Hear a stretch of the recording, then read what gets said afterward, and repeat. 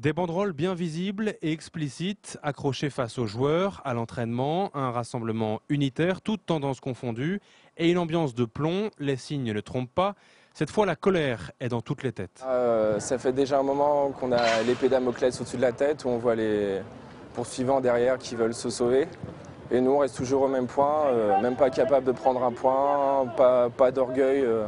On se demande ce que les mecs veulent, quoi. Ils touchent leur salaire et puis ils savent très bien que l'année prochaine, ils auront un autre club en laissant l'autre en national, quoi. Faut sauver le club, quoi. Parce que nous, l'année prochaine, on sera toujours là. Dans 10 ans, on sera toujours là, quoi. Tous groupés pour ce rappel à l'ordre, les supporters troyens refusent l'idée même de relégation, mais certains veulent y croire encore. Le championnat n'est pas terminé. C'est plus l'accumulation au fur et à mesure des semaines puis on voit la fin du championnat qui arrive, il ne reste plus que 6 matchs, donc ça devient vraiment compliqué. Donc je pense que c'est plus une accumulation de choses qui fait ça aujourd'hui.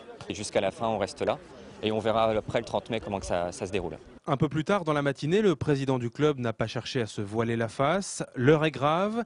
La dernière victoire date de février. Le club est en danger, mais il tient tout de même à défendre ses joueurs. Il n'y a que quelqu'un qui n'a jamais joué qui peut penser qu'un joueur va sur un terrain pour perdre.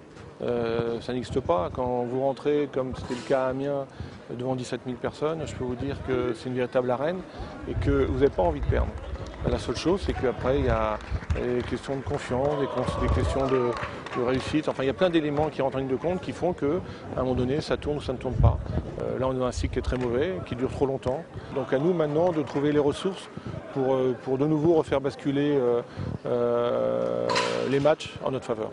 Quant à la 19e place en championnat à 6 journées de la fin, pour Thierry Gomez, elle n'est pas méritée. Franchement, on trouve vraiment la situation injuste et cruelle par rapport à tout ce qui se fait au club, par rapport au fonctionnement du club, par rapport au projet du club. Voilà, mais on n'a pas le droit de lâcher, j'ai pas le droit de lâcher.